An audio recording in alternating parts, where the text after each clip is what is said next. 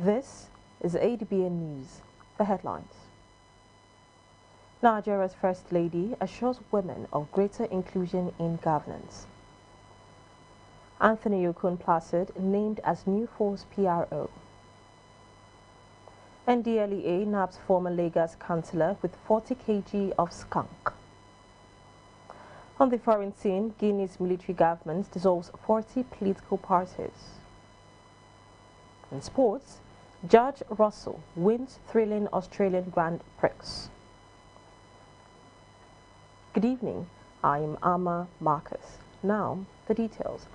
In our reports this evening, Nigeria's First Lady, Senator Oluremi Tinubu, has assured Nigerian women of greater inclusivity in governance, noting that their prayers and contributions will continue to receive recognition under the President's administration.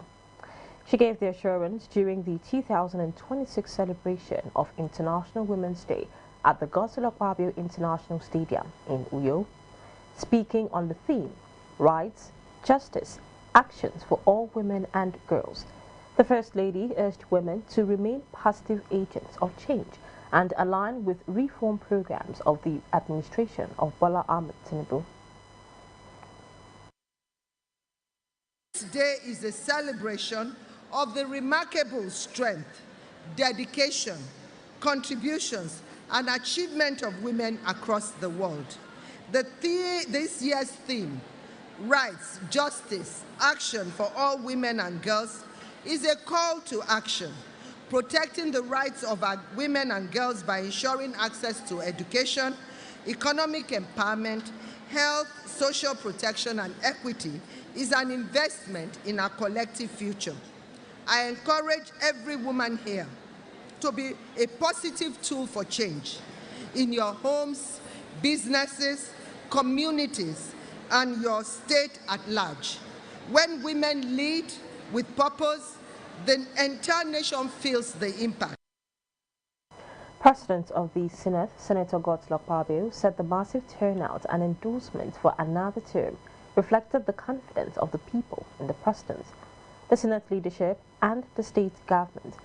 He also commended Governor Moino for driving the completion of key projects, including the International Conference Center and the Hilton Hotel, initiated during his tenure as governor.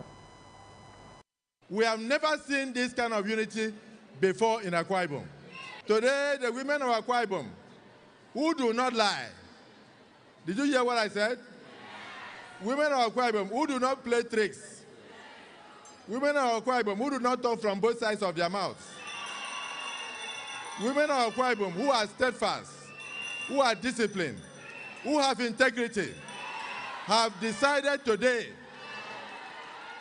this 7th day of March 2026, World Global Women's Day, that they will use this occasion, and they have used this occasion, to endorse President Bola Ahmed Tinubu GCFR for a second term in office. The Senate President pledged the support of the 10th Senate for the Elders Welfare Initiative, championed by the First Lady, and reiterated support for a proposed bill seeking to increase women's representation in the legislature. It is a love that they have for her husband, in Akwa Ibom said. It is a love that the women of Akwa Ibom have for her. We recognize you, we love you. We will continue to promote the ideals you stand for. You want to ensure that the elders in our society are taken care of. You want to bring about social inclusion. As a senator, you try to sponsor a bill to make sure that the elderly in the society are cared for, that their labors in the past should not be in vain. I assure you that in the 10th Senate and in the 10th National Assembly, we'll dust those your bills, bring them back, and ensure that they meet fruition. Earlier, the wife of the Senate President, Ekaite Unoma Akpabio, alongside wives of national legislators, reaffirmed support for President Tinubu, Senate President Akpabio, and Governor Moino, while the Minister of Women Affairs, Iman Sulaiman Ibrahim, highlighted the importance of the event in advancing gender inclusion and empowerment. We knew that God had given us a great leader in our president, who means well for the downtrodden, the vulnerable, who means well for the generality of Nigerians, irrespective of where they are from. Our mother, just to affirm what the women have said on this International Women's Day 2026. The Nigerian women are happy that come 2027, that we're going to speak with one voice. We're going to come out in mass. The women have always been with Mr. President, but because of his love and nurturing of women, because of his prioritization of the women agenda, come 2027, we will show him love. In a presentation, Akwa Ibom women led by the State Deputy Governor Akone Yayi and Lady Helen Obaraki proclaimed support for President Tinubu, Senate President Akpabio and Governor-in-law for another term in office. The women of Akwa Ibom State resolve that today is International Women's Day, not campaign, but we feel that it is the best moment for the voice of the women of Akwa Ibom State to be heard. Whereas President Bola Ahmed Tinubu GCFR has demonstrated bold, reform-driven, and visionary leadership through the Renewed Hope agenda. In another development, Nigeria's First Lady, Senator Oluremi Tinubu, has called on the National Assembly to implement a bill aimed at improving the welfare and well-being of elderly citizens across the country. The First Lady made the call on Saturday during the official commissioning of the Senator Oluremi Tinubu Senior Citizen Center in Uyo, Akwa Ibom State. She also urged state governors to replicate similar welfare initiatives in their respective states to enhance the quality of life for senior citizens. During His Excellency, the Senate President's 60th birthday, I remember saying and telling you that time that I will come, you have to take my money and bless, even if it is 250 of them. But you ran with that, you were challenged, and since that time, you kept honoring the elderly, giving them 50,000 naira every month. And that is what I proposed in the Senate without you even knowing. I proposed then for special economic support. It's a social investment program, and I think Senate President is ready to do that. Also speaking, President of the Senate, Senator Godswill Akpabio, welcomed the First Lady and assured that the National Assembly remains committed to supporting policies that promote the welfare of elderly citizens in recognition of their contributions to society. To propose something like this in the Senate, I don't know, because we've been there for too long, so I don't know which Senate, whether it was the 7th Senate or whether it was the 8th Senate or the 9th Senate. But if it were the period I was there, I would have supported you. And if you were today, it would have passed.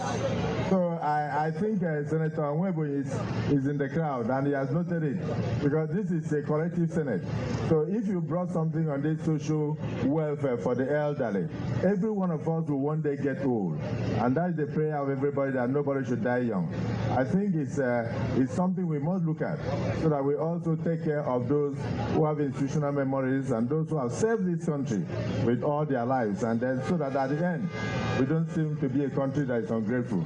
So welcome to Akwa Ibom, welcome to your center, and please commission this for the use of the elderly in Akwa Ibom.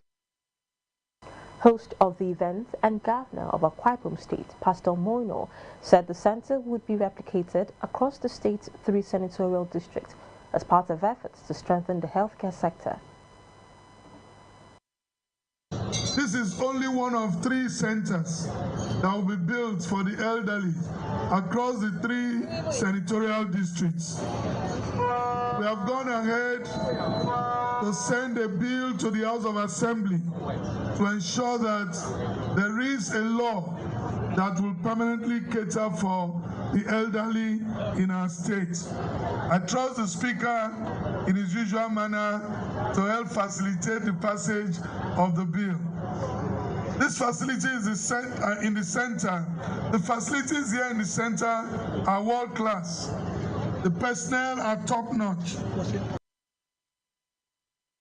Senator Oluremi Tinubu's Senior Citizens Center, established under the Arise Initiative for the Elderly, features a medical clinic, restaurant, library, recreational lounges, fitness center, game rooms, chapel, and a multi-purpose hall. Minister of Women Affairs Hajia Iman Suleiman Ibrahim has emphasized the need to sustain collaboration to advance the rights of women and girls in Nigeria. She made the call during a high-level press briefing in Abuja to mark the 2026 International Women's Day. The minister urged government institutions, development partners, civil society and the private sector to strengthen partnerships to remove barriers, expand opportunities and ensure women and girls across the country realize their full potential. Suleiman Ibrahim said through the Renewed Hope social impact interventions, the federal government is expanding programs to improve access to education, healthcare, financial inclusion, and livelihood opportunities for women and girls.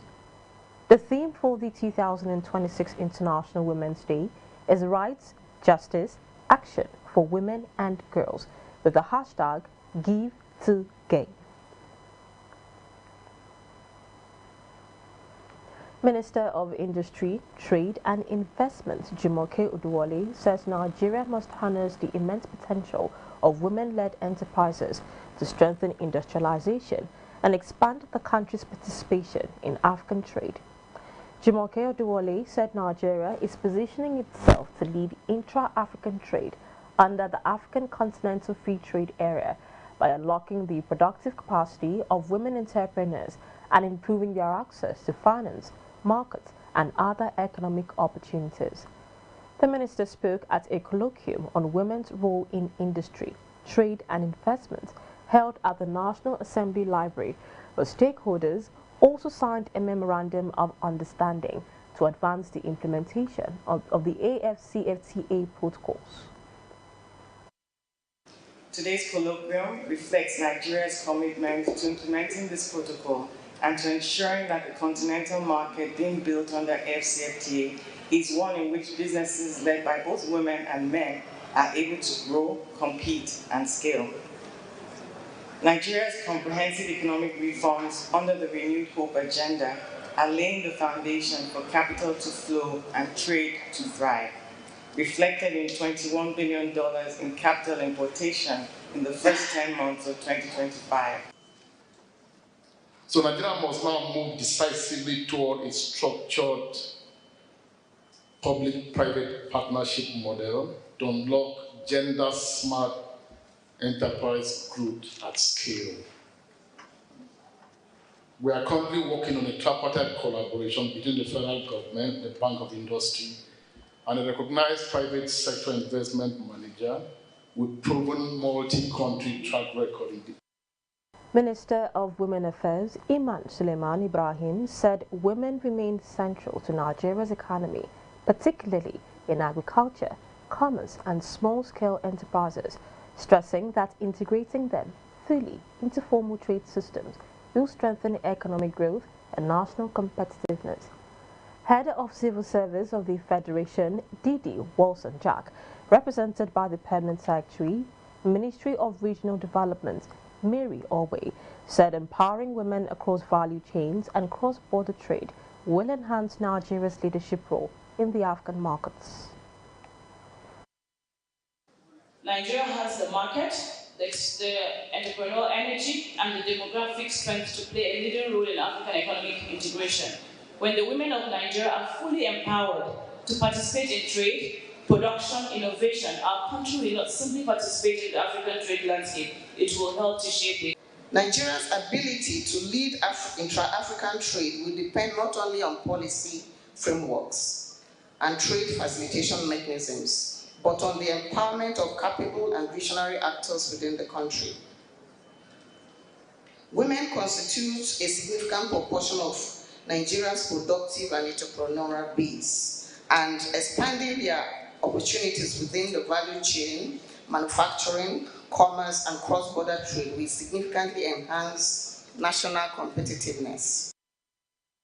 As the world marks the 2026 International Women's Day, the need to protect women's rights, promote access to justice, and ensure stronger enforcement of those rights have once again come to the forefront.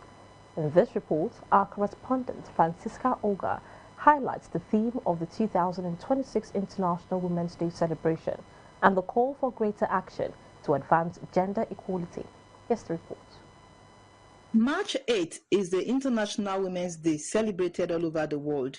It is a day to celebrate women and all they stand for, acknowledge the contributions of women in various sectors and fields of endeavor, highlight the challenges women face daily, and encourage action to promote equity for women.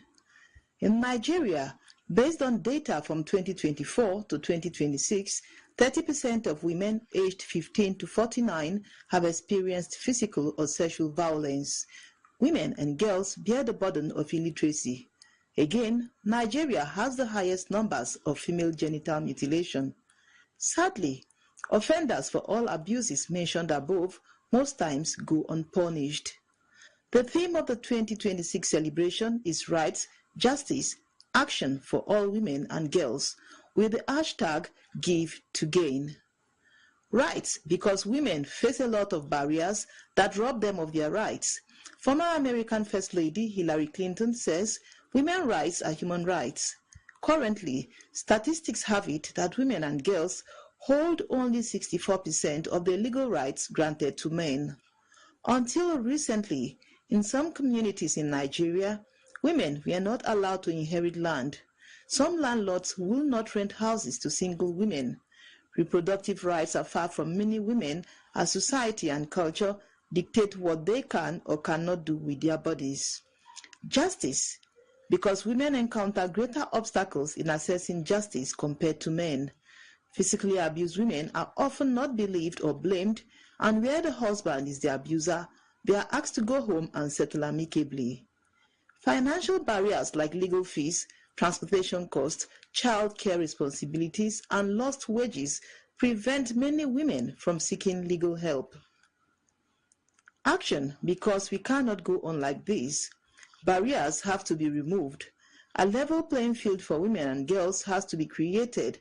Justice systems that protect women and girls from physical, emotional, economic, religious, political, and other forms of abuse have to be built. The hashtag Give to Gain urges us to be generous and collaborate to empower women and deliberately enhance equity. It urges individuals, organizations, and governments to invest in women in meaningful ways. Educate a woman, educate the nation, they say. Empower a woman, and society gains because of the ripple effects. Individuals can give their support by calling out stereotypes, challenging discrimination, questioning bias, and celebrating the success of women. As we celebrate International Women's Day 2026, let's give women the necessary support to thrive. Let's ensure that every girl child has equal opportunities to actualize their potential. Let's give to gain.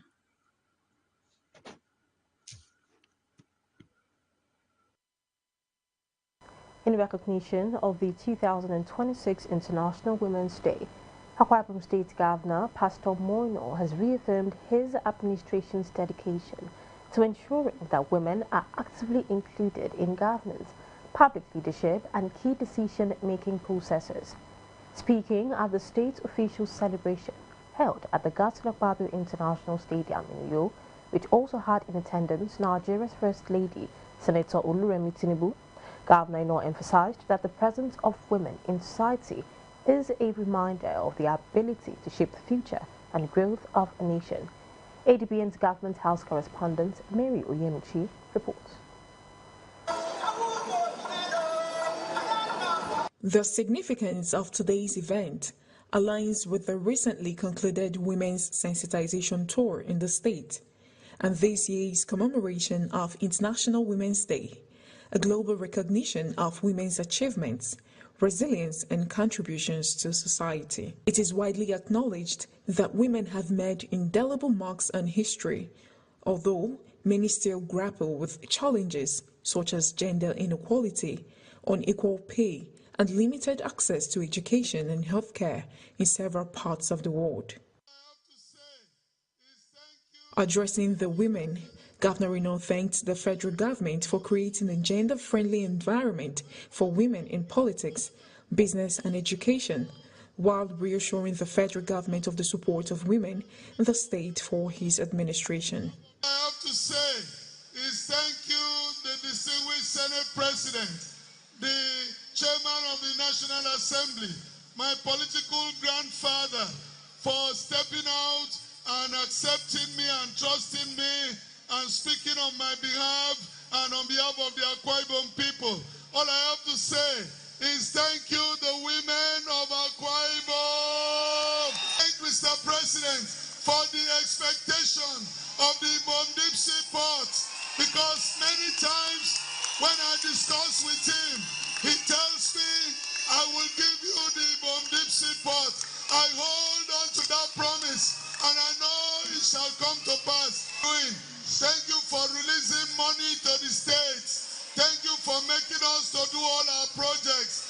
Thank you for promoting unity in Akwa Ibom and Nigeria. Speaking on this year's theme, rights, justice and action for all women and girls, the Coordinator, Office of the First Lady, Lady Helen Obariki, emphasized the need to enact and implement laws that address issues affecting women and the girl child, including gender inequality, workplace discrimination, violence against women, reproductive rights and access to education and opportunities. Your unwavering commitment to the advancement of women, the protection of the vulnerable, and the promotion of social development across Nigeria continues to inspire hope and positive change. Through your initiatives and advocacy, countless women and girls have been empowered, encouraged, and given renewed opportunities to thrive. Speaking on behalf of the women of the state, the Commissioner for Women Affairs and Social Welfare, Mrs. Inibehe Silas, conveyed the gratitude of the women of the state to both the federal and state government, reaffirming their stance to support the administration. We are really happy that you've chosen Akwa Ibom to celebrate today. Thank you so much, ma. That we will do everything in our powers as women of Akwa Ibom State, which I know that we are all for action to make sure that it returns to that seat. The event was marked by the presentation of a proclamation of endorsement to President Bola Ahmed Tinubu through his wife, Senator Oluremi Tinubu, the President of the Senate, Godswill Akpabio, and Pastor Umar Eno for a second term in office by the Deputy Governor, Senator Akun Eyaini, and Coordinator, Office of the First Lady, Lady Helen Obariki. Mary Onyemichi, Adbn News. You're watching Adbn News at 7. More reports to come after this break. Stay with us. In a world constantly in flux, news moves fast, stories collide, opinions swirl. Who helps you make sense of it all? It's me, Adbn, of course. Every week, I take you beyond the headlines, cutting through the maze, asking the tough questions, and spotlighting the stories shaping our world. From politics to culture, business to global affairs, community pulse to everything that defines human existence, News Eddies brings you the currents that matter. Stay informed, stay ahead. Join me, Adbn, for News Eddies, 9 p.m. every Sunday on Adbn TV.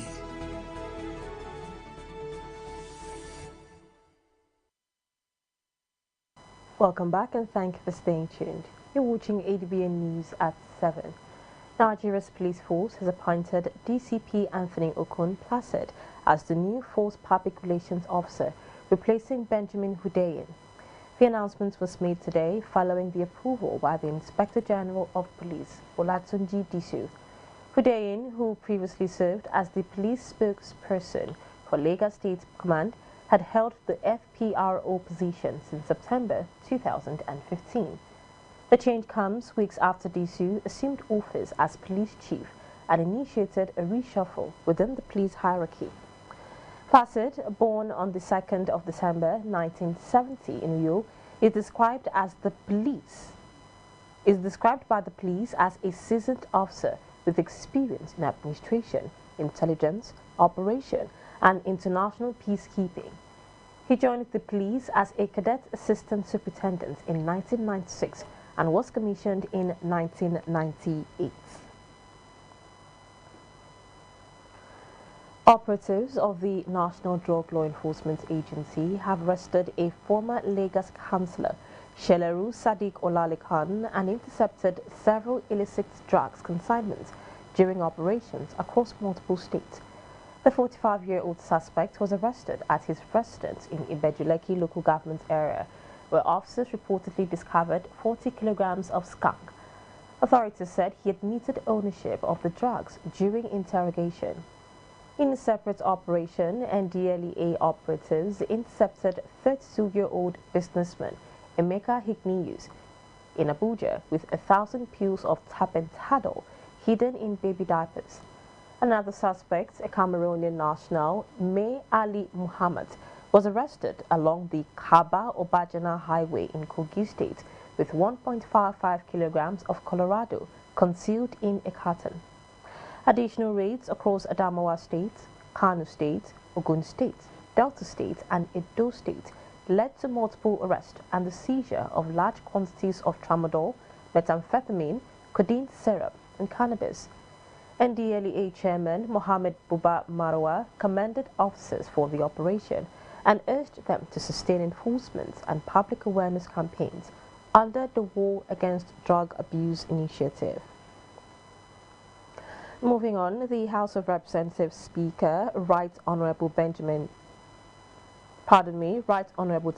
Abbas, has cautioned against blanket ban on single-use plastics in Nigeria, warning that a poorly planned policy could disrupt livelihoods and destabilize industries that heavily depend on plastic materials.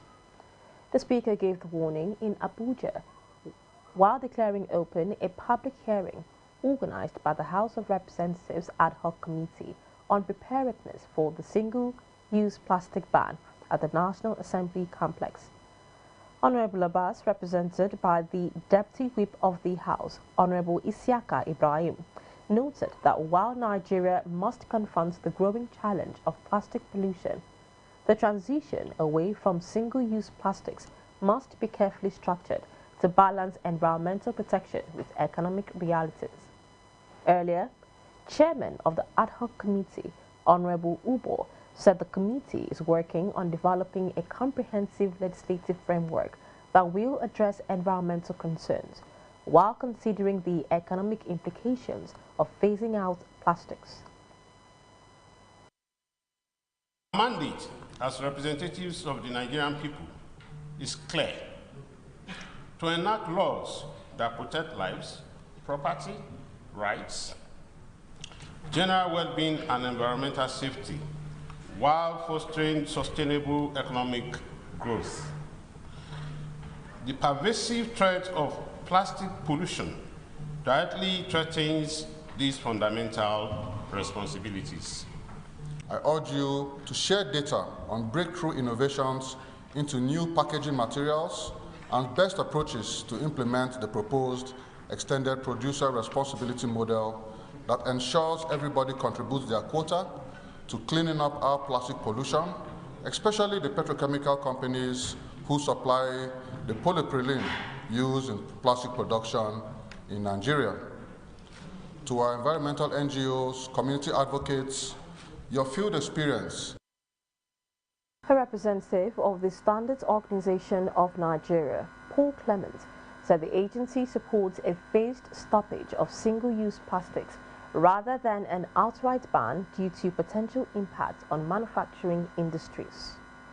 However, the Federal Ministry of Environment, represented by Hitu Abubakar, advocated for the introduction of cheaper and more environmentally friendly alternatives to plastics. In terms of environment, this constitutes a sort of clog in the drainage, and so outright ban is not what we support. We support a sort of a face banning of this product, because as an agency that is coming from the Ministry of Industry, Trade and Investment, we encourage the growth of industry. So, and there are a lot of the alternatives to certain SUPs, which if you hear me say SUPs, I'm sure you all know is single-use plastics, are already available locally and internationally, and they include cotton or woven cloth materials, paper bags, reusable fabric cutlery containers, as well as glass and stainless steel bottles and containers. Benin City, the capital of Edo State, has won a $1 million Global Innovation Prize in the Bloomberg Mayor's Challenge, placing the city among leading urban centers recognized for developing practical solutions to public challenges. The competition attracted more than 600 cities worldwide, with only 25 cities across 20 countries making the final list. Benin City also emerged as one of the 4 African cities to reach the global winners' circle. Reacting to the recognition, Governor Monday Okpebholo said the achievement reflects the state government's commitment to innovation and improved healthcare delivery. He commended the Edo State Ministry of Health and members of the project team for strengthening the city's reputation for forward-thinking governance and public sector reforms. Still in Edo State, the government has flagged off the Senator Monday Okpebholo Challenge Hunt to encourage academic excellence among senior secondary school students. The initiative is expected to identify outstanding talents across the state's 18 local government areas. Our correspondent, Favor Usazwa, reports. The committee members in place, I declare Senator Monday Okpebholo Education Talent Hunt Committee inaugurated. The Senator Monday Okpebholo Talent Hunt, organized by the Senior Secondary Education Board, SSEB, began with the inauguration of Governing Committee to oversee the exercise, having Dr. Umumetu Momo as the chairperson. For many students in Edo State, this program could be an open door to higher academic opportunities. Representative of the Ministry of Education, government officials, and board members say the program aims to revive firm study culture among students while rewarding academic dedication. I believe is a celebration of creativity. It is a celebration of the confidence of our students. This program will definitely engage our students meaningfully.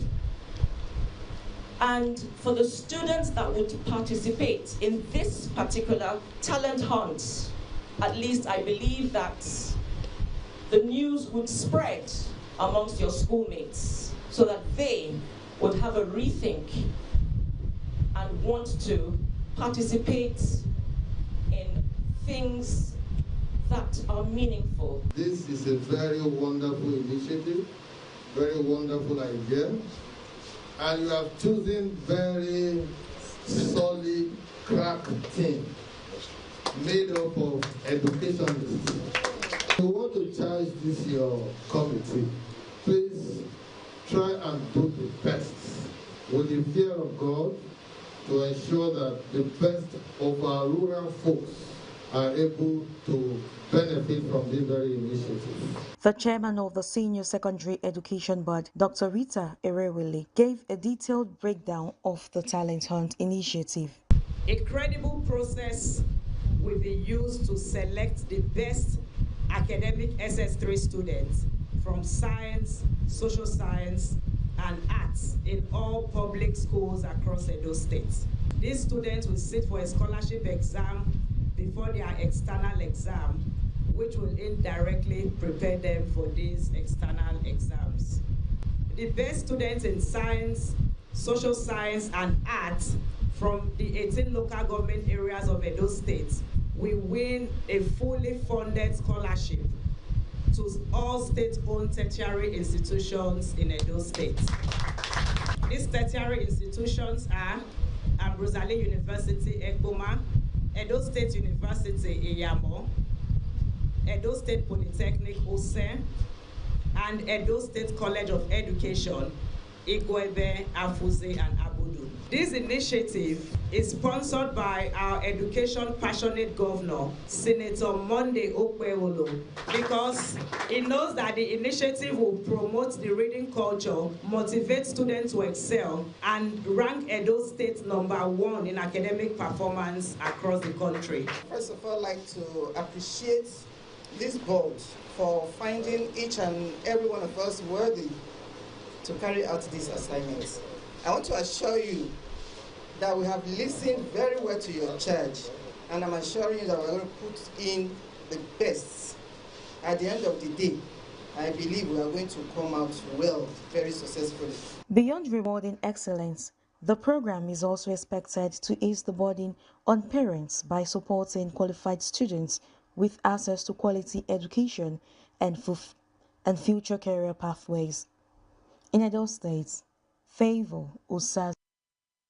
To Delta State, where Governor Sheriff Oboweri has defended the establishment of 3 additional state-owned universities, saying the move has significantly expanded access to higher education for thousands of students.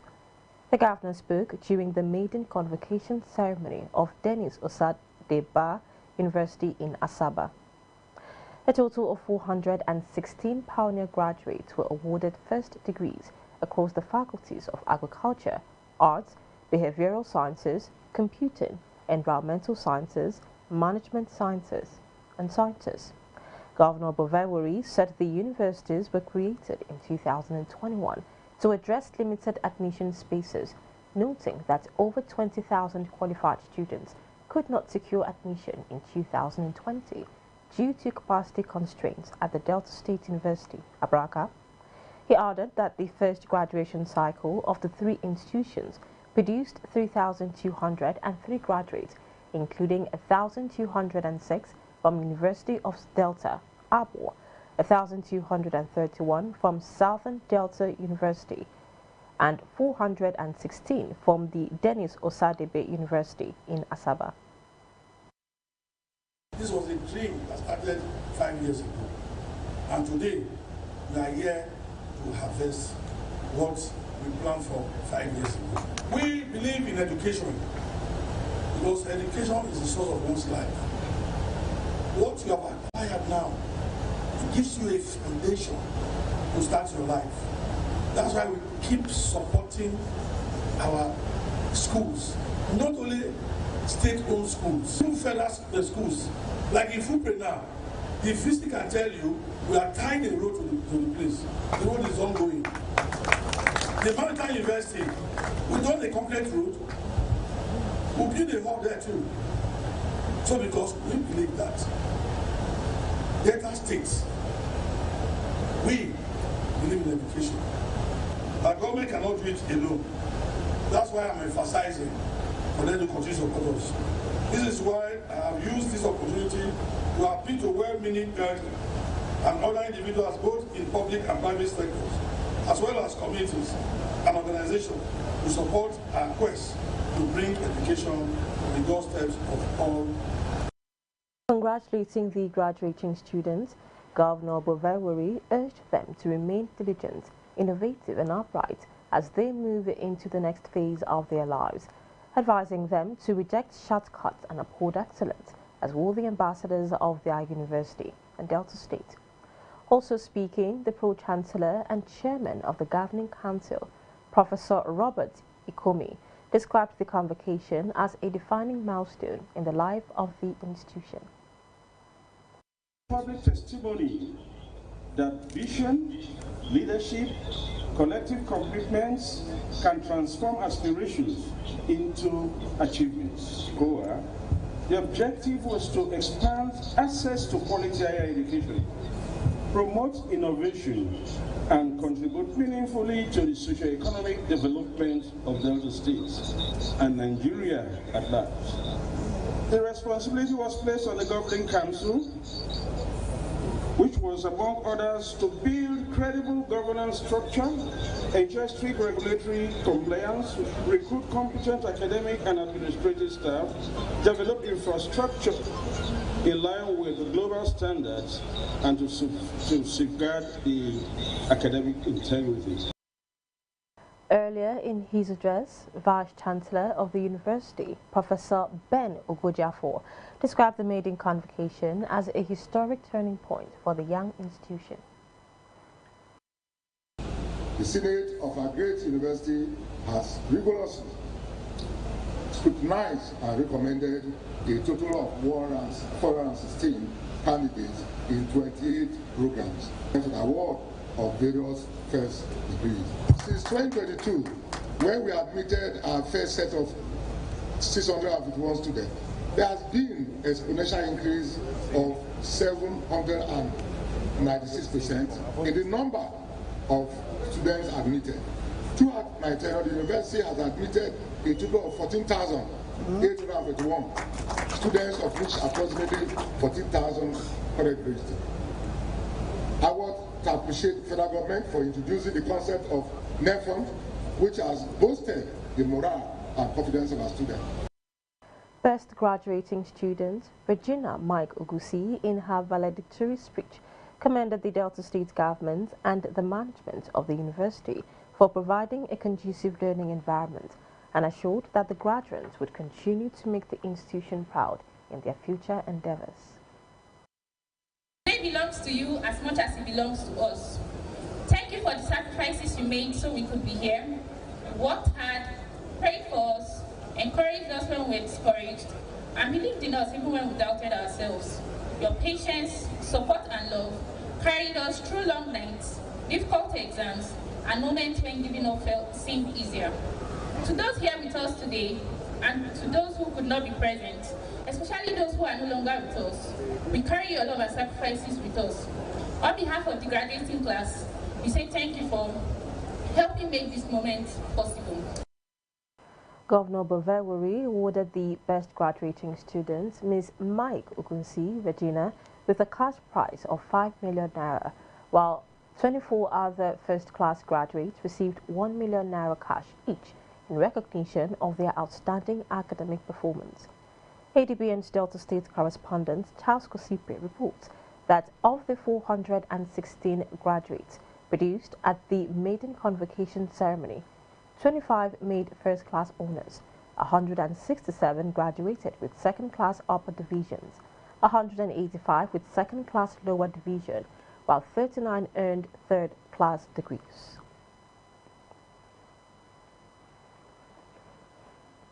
The planned national election of the Ijaw National Congress, scheduled for Saturday, the 7th of March 2026, had been stopped by a court order following a legal dispute.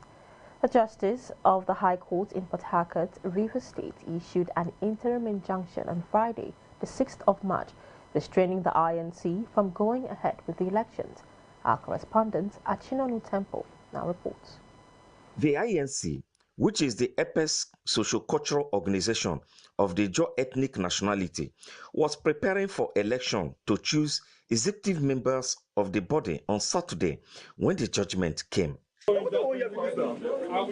Many stakeholders and over 400 delegates had gathered at the Ijaw House in Yenegua, Bayelsa State, from different parts of the country for the exercise and was waiting for the election to commence when the news of the entry injunction broke out. For hours, the delegates were hanging around the facility to hear the next line of action from the INC president, Professor Benjamin Akaba, and the ELECO chairman, retired Justice Tabai. I want to apologize for whatever delays in management of time and resources.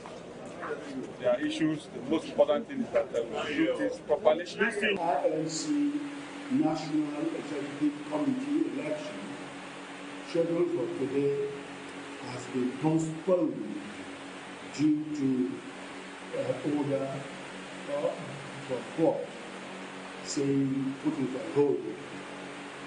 Subsequently, you have also been allowed to see the National Convention, which was already in session these past 2 days, went back to sit on this new development. And the convention has approved, resolved that the election shall hold anywhere within the next 30 days. One of the frontline aspirants, Barrister MacDonald Ebadiwe, had approached the Rivers Court to seek injunction to enable him get more time to campaign, as at the time he was cleared by the screening committee was too short for him to prepare for the election. And after intensive discussion by the Ijaw leaders, the election was shifted by 1 month. We're sorry for delegates who have been here for quite a long time. The crisis has been occasioned by a court injunction that has been procured by one of the presidential candidates who wants the process stopped. That injunction was served, and the INC is a law-abiding institution. We really sympathize with them for the efforts and for all the inconveniences that they have gone through. We have delegates that are here all the way from diaspora. We have delegates from Abuja chapter, Lagos chapter, Akure chapter, and from the 3 zones that they have come from the nook and cranny. We want to sympathize with them. We want to say we are sorry for what has happened.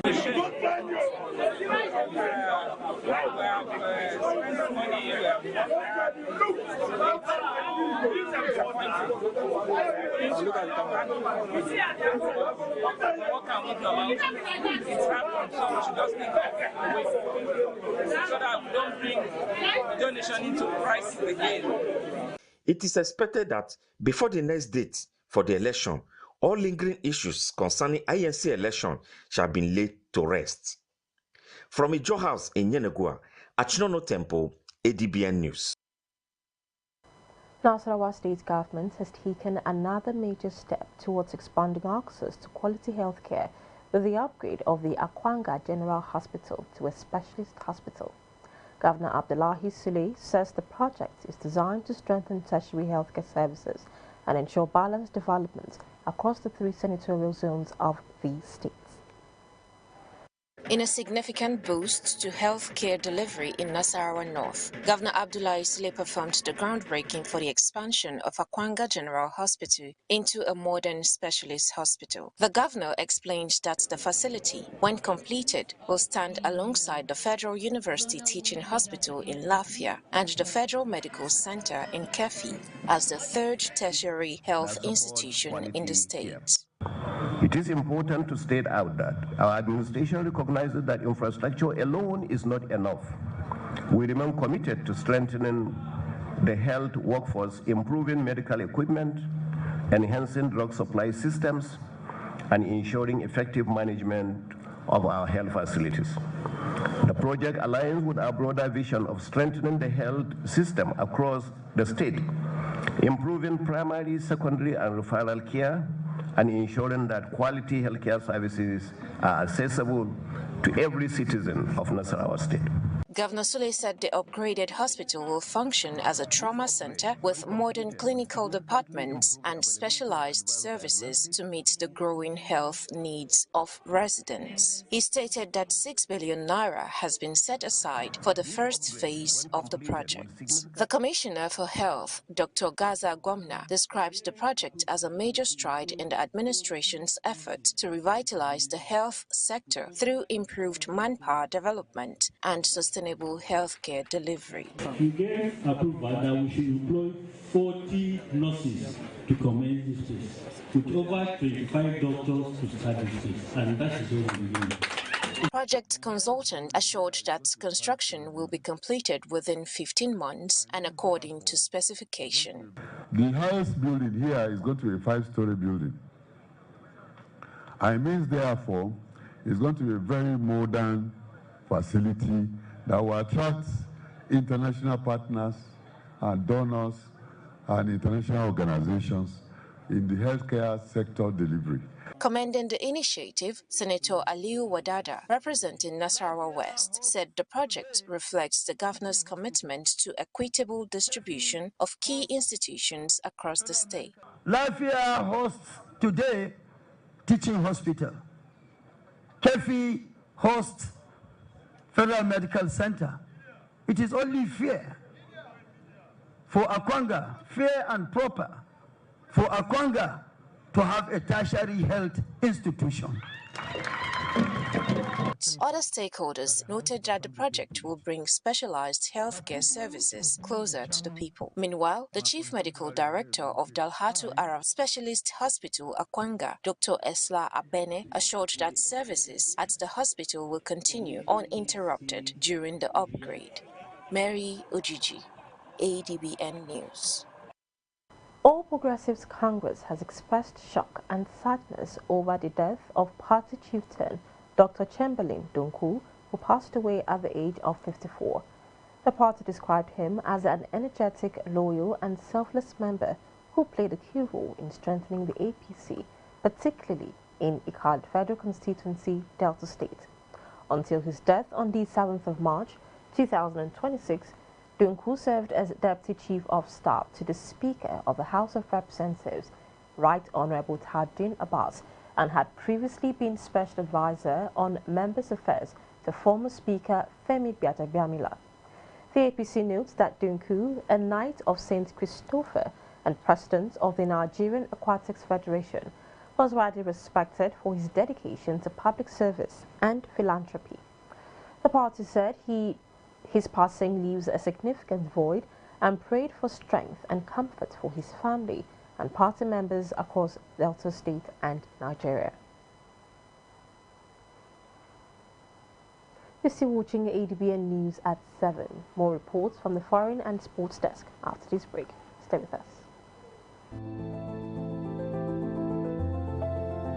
It doesn't take a pandemic or an epidemic to know that clean hands save lives. Hand washing is essential anytime, anywhere to protect your health. So keep washing your hands, not just when they're dirty, but even on the go. Stay safe, stay healthy, keep your hands clean.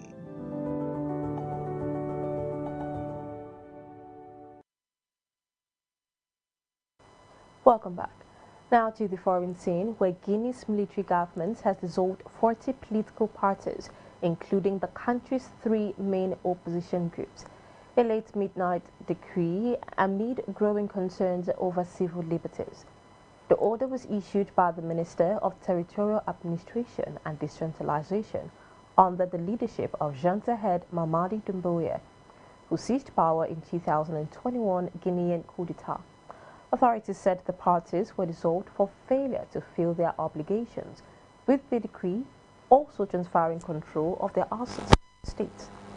Among the affected parties are the Union of Democratic Forces of Guinea, led by exiled opposition figure Siliu Dalio, the Rally of the Guinean People associated with former President Alpha Condé, and the Union of Republican Forces, as the junta continues its crackdown on political opposition.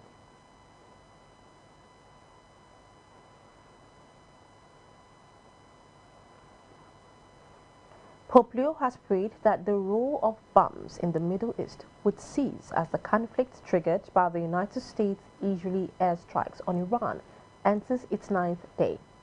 Speaking after the Angelus prayer at the St. Peter's Square, the Pope said developments in the region has caused deep dismay and warned that the violence could spread to other countries, including Lebanon.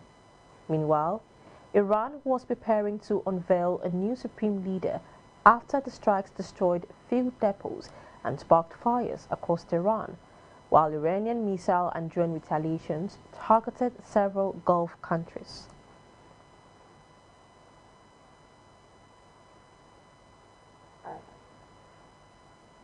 Now to sports, where George Russell kept his cool to win a frantic season open Australian Grand Prix today from Mercedes teammate Kimi Antonelli after a thrilling battle with Ferrari's Charles Leclerc. The pole-sitting Briton took the checkered flag by 2.974 seconds in Melbourne, with Leclerc third and Lewis Hamilton fourth in a race that tested Formula One's new look cars for the first time in competitive conditions. World champions Lando Norris came fifth, 51 seconds adrift in his McLaren, with Red Bull's Max Verstappen a sensational sixth after starring from 20th following a crash in qualifying. There was disaster for home hero Oscar Piastri, who crashed on his outlap to the grid and failed to start with a major damage to his McLaren. With the virtual safety car repeatedly pulled out, pre-season favourite Russell stayed calm to clock a sixth Grand Prix win and his first since Singapore last year. And that's it on ADBN News at 7. Remember to watch us live on DSTV channel 258, Star Times channel 140, Apple TV app, Limex World TV app, and Niger TV app. For more stories, visit our website at adbntv.com. Not forgetting, you can watch us live from every part of the world by logging on to adbntv.com/live. Thanks for joining the news this evening. I am Ama Marcus. Do enjoy the rest of our broadcast.